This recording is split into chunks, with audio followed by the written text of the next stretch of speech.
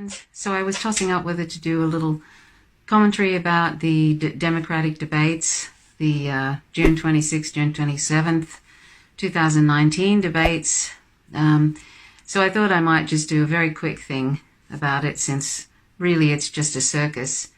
You know, it's just a circus that's come to town twice, and it's just sort of for want of something better, a dog and pony show, really. It's all just pretense. But anyway, so the first debate had Cory Booker, Julian Castro, Bill de Blasio, I don't know what that man's name is, Delaney, Tulsi Gabbard, Inslee, Klobuchar, O'Rourke, it's Beto O'Rourke, Ryan, and Elizabeth Warren. And on the second night, that was, today at my time, 11 o'clock my time in Tasmania, it was Bennett, Biden, Buttigieg, Gillibrand, Harris, Hickenlooper, Sanders, Swalwell, Williamson, and Yang. Okay, so those the first debate. I'm just going to give you one impression I got from one of the questions, which was asking them what they thought was the greatest threat to U.S. national security. Now, if I was one of those candidates, which wouldn't get anywhere if I said this, but if I was one of those candidates, I would have said the U.S. national security state is the greatest threat to U.S. national security. And that would have been my answer. And unfortunately, nobody really on the first night said anything about the U.S. being any sort of problem, except for Tulsi Gabbard, who is openly, she says anti-imperialist, anti-interventionist. Well, I'm not sure entirely if she's, she says she's anti-interventionist, and I'm not going to go into my thoughts about what I think about her in relation to Israel, and what I think of her in relation to her positions on using drones. So I'm just going to, you can look back at my past posts about that. I've done 2 posts about Tulsi Gabbard, one on her position on Israel, and the other one was my thoughts about her positions on drones and all of that. So, but she was the only one really that said anything like that, that was sort of, that the wars were problematic. And all the others didn't. So then anyway, all the others actually answered the question by, it was almost like they'd been given their talking points by the Democratic Party, and most of them said China is the greatest threat. Now, you would think that the climate emergency is the greatest threat, apart from U.S. imperialism that can lead to nuclear war, and that's what Tulsi Gabbard said, nuclear war was the greatest threat. Climate change, the climate emergency is the greatest threat, because we're staring at imminent human extinction, and I've done numerous videos on that. You can check them out on this site, Faint Signals from Vega. So anyway, all of them pretty much said China, and I think it was Bill de Blasio said Russia. So it's almost like they got their talking points from the Democratic Party, and they were told to say China, because like China is an economic threat. So to them, that's what they see. The U.S. sees China as an economic threat. Apparently capitalism is okay until somebody is doing better than you are, and then it's not okay. And then you've got to destroy that competitor. I mean, literally, because they're looking at some point at some sort of war on China, literally a military war on China. That when they all said that, and anybody who said Russia, for me, that sort of tells you exactly where those people are, and how easily they are manipulated by, by the national security state and by the military-industrial complex, because you know that at some point, because they won't be able to stop China from growing economically. I mean, they're a real major economic power now, and overtaking the United States, and also the United States is so busy trying to sanction everybody who does business with Russia or does business with Venezuela, or who does business with Iran, and so forth. They're so busy threatening everybody that everybody is starting to coalesce around China, and China is smart enough to be making all sorts of deals. And there's imperialism under there, of course, I don't believe China, there isn't some sort of imperialist goal in there somewhere too. But China is doing many deals with all sorts of countries, is also making big alliances with Russia because they know that the United States is after Russia and China and wants to destroy them literally. And, so it's in their best interest to all band together. And I've spoken about that before in this, my various talks. And by the way, I'm no journalist. I'm just somebody who is anti-imperialist and anti-war, and is also vegan. And I reject forms of discrimination. So I talk about that too. So that's where my interest lies in sort of. I have a big problem with any candidate who is not completely anti-imperialist and anti-war. And I do believe that if you are that, seriously, you will never, ever get through the primary of the Democratic Party, because they're completely pro-war, completely owned by corporations. It would be a miracle if you actually got through the primary. And they, of course, stole the primary from Bernie Sanders, and Bernie Sanders did not challenge them. And we don't know what he will do this time. Bernie Sanders, by the way, has a spotted past about imperialism, and he was a big Russiagator and even did videos, anti-Russian propaganda videos. This is Bernie Sanders. So, he has a lot of problems. He's called, Maduro a dictator. He's called Chavez a dictator. All sorts of things like that.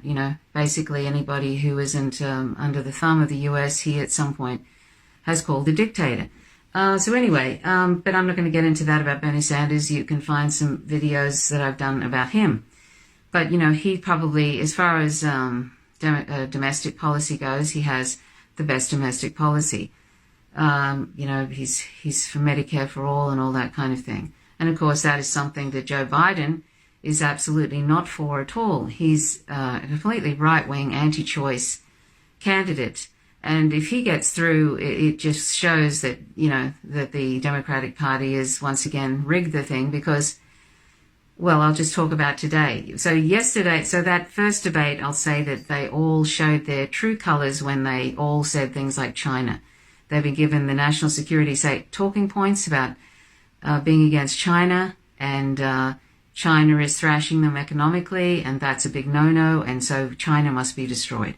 So that tells you everything you need to know about all those candidates except for Tulsi Gabbard. And that includes Elizabeth Warren.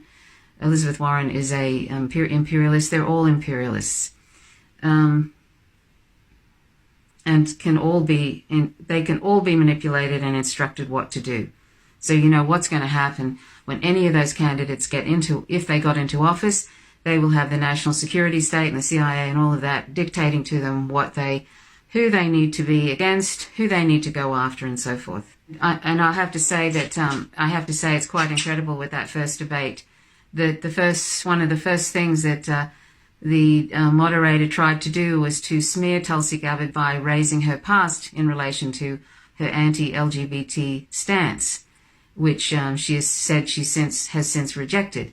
But that's the first thing they did, was smear her in front of the audience, and so that tells you a lot about the democratic debates. That the people who are actually anti-war and supposedly want free healthcare and all that kind of thing, they want to throw them under the bus anytime they can.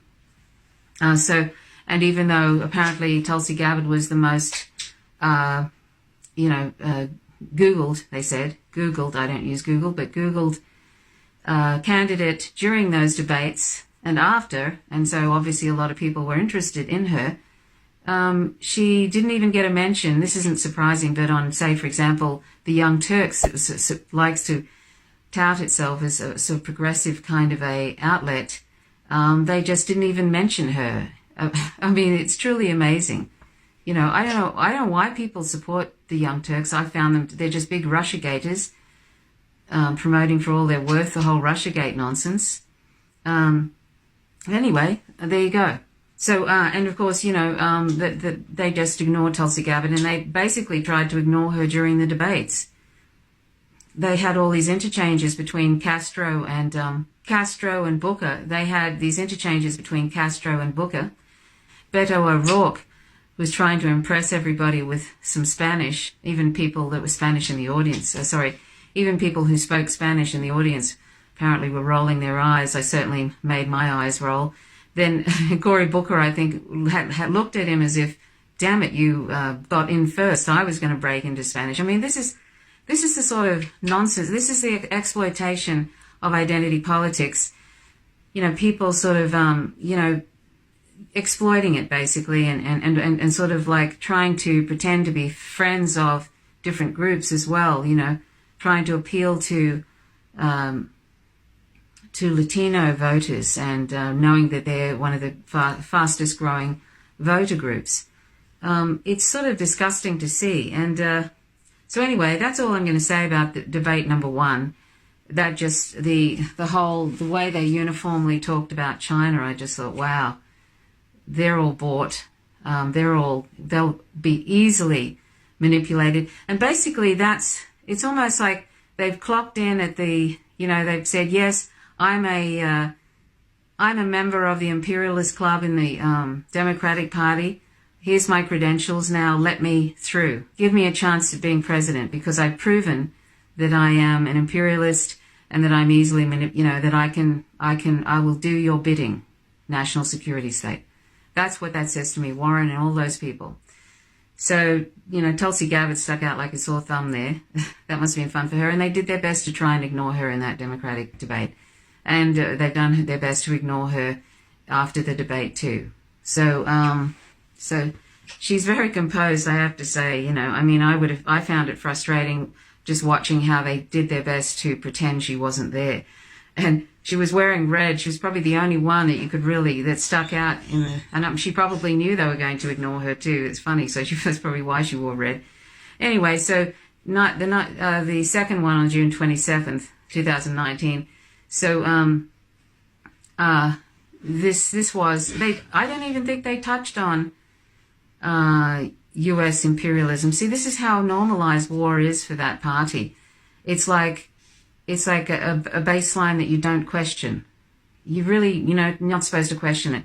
And I love the way in the first debate, they actually frame questions with this assumption that say China, what are you going to do about China? Like that question, what on earth does that mean? What are you going to do about China?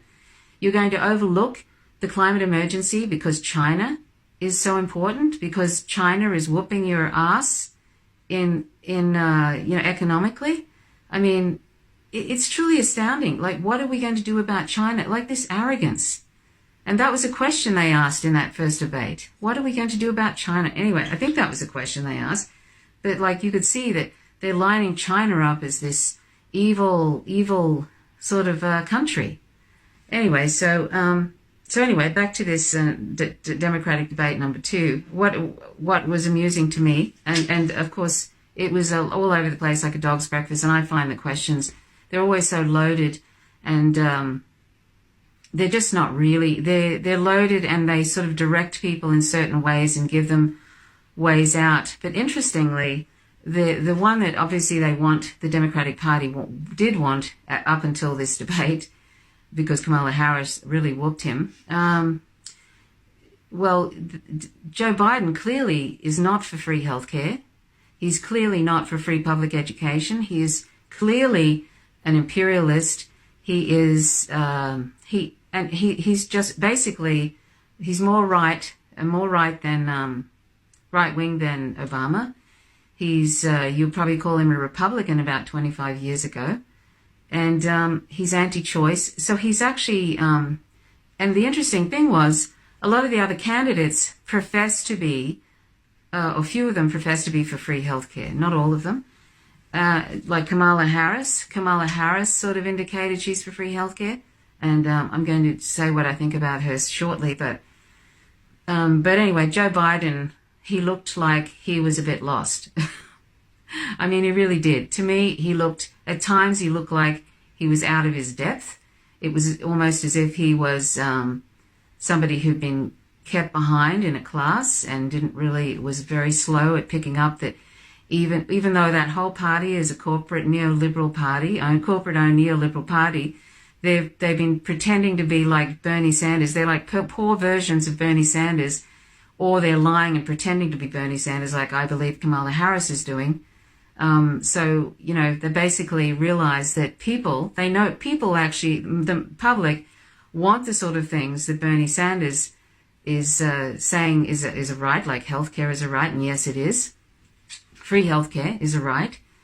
And so they've all caught on that, you know, the public want this, and so they're either pretending, some of them are pretending to be like him, or sort of like taking little leaves out of his book, like, you know, sort of Elizabeth Warren. So anyway, Joe Biden is kind of like, he looked very dithery to me, and he, and when, of course, you know, I'm not going to go into the whole interchange he had with Kamala Harris, but Kamala Harris went for him about his supporting a segregationist way back, and she really impaled him with that. Like, I mean, I think it's pretty much over for him. Really, I saw, you know, you saw blood on the floor with that interchange. So I think, I don't know, if he keeps going, it's because the Democratic Party have got him. The Democratic Party have got him on life support, basically, and are desperately wanting a right-wing kind of neoliberal or neoconservative, whatever you want to call him, really, in the White House. So, but she really did it for. She actually, even though I believe she's Obama 2.0. I believe she's saying she's even saying more kind of. If you followed Kamala Harris on Twitter, you would think she was some real lefty, basically, except she doesn't say anything about imperialist war. She's totally an imperialist. You can tell she never ever has a problem. And she was also doing the whole Russiagate thing, I think, and anti-Chinese propaganda stuff. So, you know, she's totally, you know, that she'll be the national security state will love her. And she'll be on board with all the various wars. It'll be like, yes, indeed. Yes, let's do that. Yes, I agree with you. She'll be totally on board with that. So she's like Obama 2.0. She'll be smooth. She'll say, if she was POTUS, she would say all the right things. People wouldn't pay any attention because, like Obama, sort of smooth and friendly and attractive looking, and they'll probably everybody will go to sleep if Kamala Harris got into office. Because she'll be doing all this crazy stuff behind, you know, like going on with the wars, maybe even starting a new one with Iran, or China, or going after China or whatever. She'll just it'll just all like seamlessly, it'll be like just with Trump, it'll seamlessly go on Obama, seamlessly to Trump, seamlessly to Kamala Harris. That's what will happen. And of course, nothing will happen about the $10 million worth of military aid that goes to Israel every day. 10.5 million, that won't change. You know, so they'll be very happy with her if she gets through. And she looked like, and of course with all those, you know, yes, I want free healthcare and all this kind of stuff, which I don't believe will happen if she got through. Obama had the opportunity. He didn't, he had the opportunity in the beginning of his presidency to do free healthcare, and he chose not to. And he was totally, his cabinet was basically selected by Citigroup, I think. You know, so anyway, he was, you know, and she's going to be just like that. And she's no friend of black people, even though she sort of goes on about being black when it came to that whole segregationist thing. She's no friend of black people. Anyway, so Joe Biden, I think, was impaled by Kamala Harris, and I'd say I would consider him sort of dead in the water, basically. But he'll probably keep on going because they want somebody like that, somebody who's obviously not for free healthcare and stuff, you know. But anyway, Kamala Harris came out looking very strong in that. And like I say, this is all just show. This is all just a dog and pony thing, just a circus. It's all just, you know, a carnival, and really, it doesn't really mean anything. And what people say, you can take with a grain of salt. They'd say anything. They're so desperate to be the president of the United States.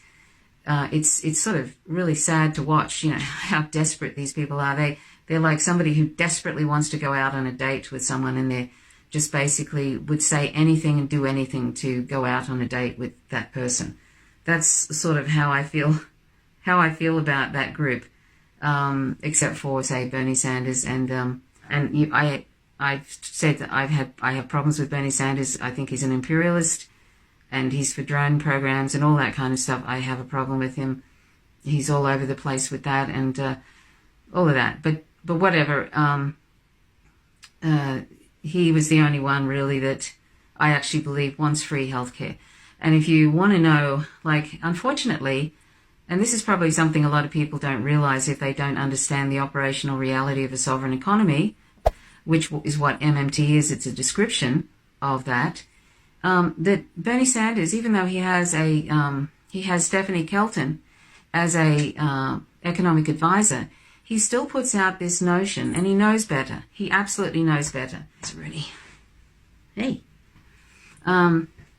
He definitely knows that federal taxes don't fund spending, and yet he keeps putting out this thing that he said he knows how to pay for it because he's done all the calculations, and he knows how to pay for the free healthcare and all that sort of thing. But he sort of makes out like you have to tax something to be able to pay for those things, but he knows that's not true. But he seems to think that people need to keep hearing that economically illiterate thing because they're used to hearing it. Everybody thinks that federal taxes fund these things. You often hear people say, "Oh, there goes my taxes paying for more military stuff, paying for these wars." Actually, no, federal taxes do not pay for those wars. And that's why you need to look into Learn MMT and check out Real Progressives on Facebook. That's at Real Progressive, singular, on Facebook. Or check out Stephanie Kelton, who is Bernie Sanders' economic advisor for 2016 and 2020. And she's a big proponent of MMT because she knows how the sovereign economy works. She knows that it's a currency issuer, and when you want to fund the things like free healthcare, you don't need the federal taxes. The only constraints are resources. So, she knows all about it. I'm not going to try and explain it. I'm not very good at explaining that, but I have a basic understanding of it, and I know what is false and what is not when it comes to that sort of thing. And I know that a sovereign economy can afford free healthcare right now. It's just that they choose not to. It's not because they can't afford it, and a government budget is not like a household budget.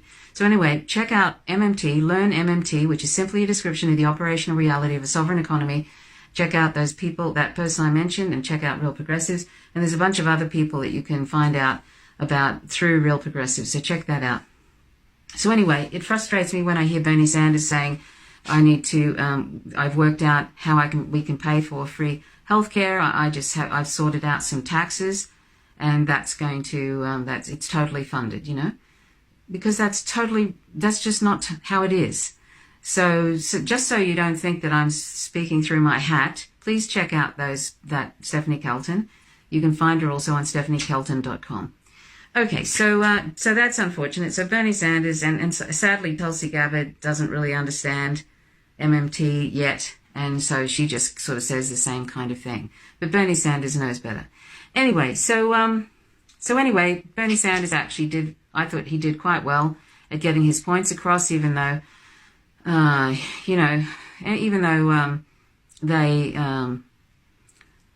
sort of thought they were favoring other candidates, and but that's what they're going to do. They're going to try and I feel like that's why they put so many candidates in there, so that it took time away from him, but also to make it look like he's not a standout candidate, so that all these different candidates are all sort of saying similar kinds of things or pretending to be for this and that he is for, and yet they're probably not. They're not going to do that. They're going to make some excuse if they become president, or whatever. They're going to blame the GOP or whatever for not being okay with it, or whatever the hell. But they're not. They're trying to make out as if other people, like Kamala Harris, she's pretending to be like him, and so is Elizabeth Warren. They're trying to pretend to be like him on a lot of different things.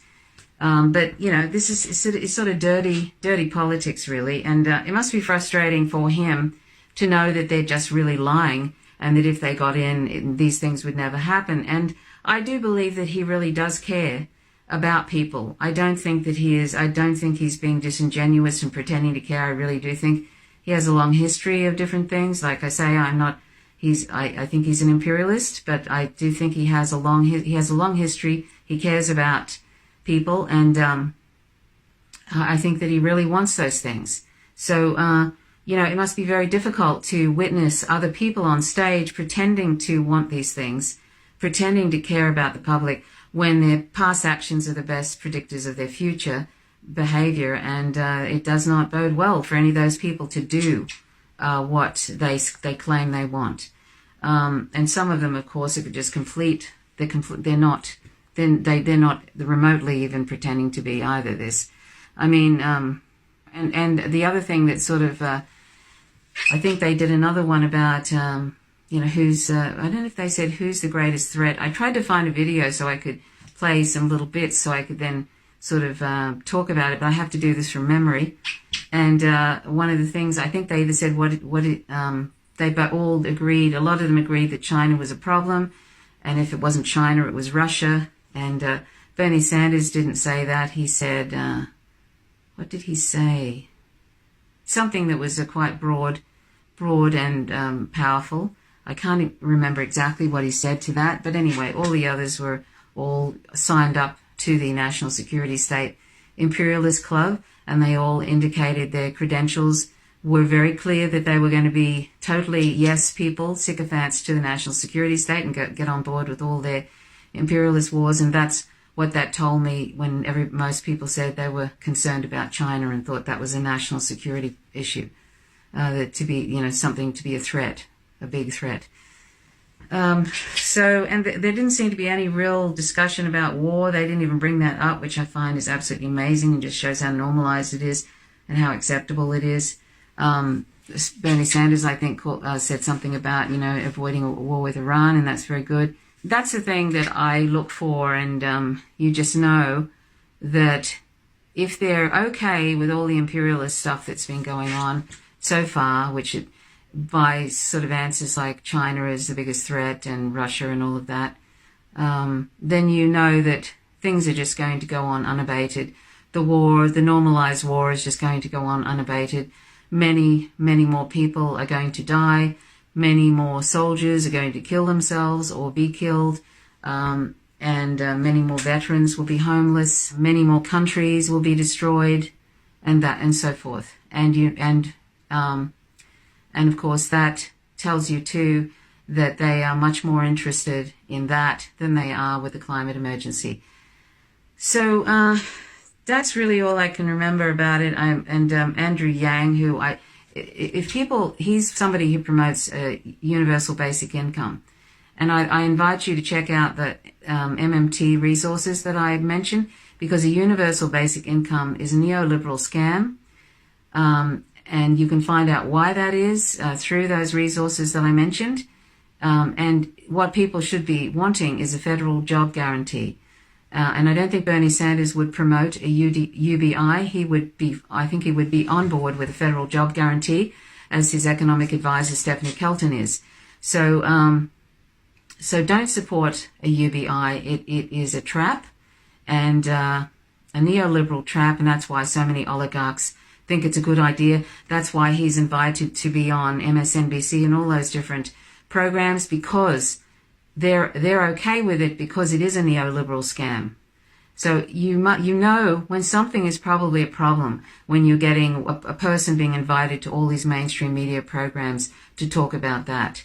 So just remember that about a universal basic income. Just remember it's a neoliberal scam, and that a federal job guarantee is much better. And it's not slave labor, and no, it's not forcing people to work if they don't want to work, but it's actually very, very important, and it would be very beneficial. So learn MMT. Okay, so that's what I think about Andrew Yang, and he's an imperialist too. Like, he thinks Russia is a threat. He promotes anti-Russian, he promotes anti-Chinese propaganda. So he's a big tosser, and all these other people are big tossers too, basically. I've said what I think about Harris. I don't even think these other people are even worth mentioning. I don't think they'll be around for long. And I meant to say about O'Rourke, Beto O'Rourke, that he is totally on board with the imperialist agenda, the CIA talking points, totally. So if he ever got in even as a vice president or whatever, he would be totally on board with everything they wanted him to do. So just remember that, because he was totally anti-Russian propaganda, the whole shebang. That's Beto O'Rourke for you. And he's married, I think, to somebody incredibly rich, and he's pretending to be some sort of man of the people, rolling up his sleeves and speaking Spanish and all this sort of nonsense. He's calling himself Beto even. I mean, what is he, Irish, O'Rourke? I mean, seriously. So anyway, speaking Spanish and pretending to be sort of all with it, with the with the Latinos and stuff. That's what I mean when I say speaking Spanish. I mean, he's speaking Spanish. He's pretending to be all there with the Latinos, and just this whole, this something that drives me really crazy about these people, these candidates, is they always they do these little personal stories, trying to tug at heartstrings, like Joe Biden using people in his family, the tragedies that he's had in his family, and yes, they were awful, but using them to sort of further his political career. That's what he was doing, and so are some of the others. I mean, it's kind of awful, seeing them dragging out their dead wives and dead children and stuff, and it's sort of using it to target people's heartstrings, so that that gives them somehow more credibility. That's what Joe Biden was doing. But basically, he looked like a deer in the headlights. I hate to use that metaphor, but being vegan and everything, but he looked like a dithery sort of. He looked a bit lost and out of his depth. Anyway, that's my feeling about it, and people may disagree. I don't live in the United States, thank goodness. I have to say thank goodness, because wow, we have enough problems with our politicians here. I mean, they're getting worse and worse. The bar's getting lower for the quality of people we have over here. But at least we have preferential voting, so we have choices. Even though we had a terrible outcome in the most recent federal election, I don't know what the hell happened. Well, I do know some of the things why that happened, but at least we have preferential voting, ranked choice voting. So it's not sewn up. We just don't have two parties and that's it, and there's no hope for anybody else. I mean, where is the Green Party? I don't even know what they're doing right now. If somebody could tell me are they even going to get run for this election? I don't even know what they're doing. It's obvious that Jill Stein isn't running. So I think Howie, somebody else, he was on Chris Hedges. I think he might be running. I know. Where are they? I don't know what they're doing. Anyway, and by the way, the Green Party totally refuses to understand MMT. I'm talking about now the gatekeepers of the party. There is, I think, is it Nebraska or Nevada? The Green Party in Nebraska or Nevada is sort of, some of the people there are totally on board. And there are some people in the Green Party understand what it is, but they're totally resistant. And if you're resistant to understanding the operational reality of a sovereign economy and how to answer the question, how are you going to pay for it? If you cannot answer that question in a real way, then where are you? This is the problem with people rejecting something that they don't even understand and saying, I don't want to know about it, and which is some of the gatekeepers in the Green Party have refused to understand. MMT is not something that's invented. It's just a description of what exists right now and what is in use right now, except that we've been told these economically illiterate things about the economy, and this is actually keeping us in some ways in prison. And it's the same thing here in Australia. We get politicians saying, likening the government budget to a household budget, and saying that they need to bring the deficit into a surplus. They need to balance the budget. When you do that, you actually take money away from the public. You take money away from them, and it's actually a disaster. And usually it's followed by a recession. That's what happens when people put budgets into surplus. It's a really dangerous thing. And if people understand MMT, which is not a theory, it's not something that needs to be implemented, it's something that exists right now, that that politicians use right now. They fund, various things from a monetarily sovereign government, from a monetarily sovereign economy. And that's what they're doing right now to fund the military. And it's not an either or thing. And you don't have to tax the rich to afford free healthcare and all of that. You don't have to tax anybody to afford those things. So please look into that. We get this nonsense here in Australia. And it's really frustrating.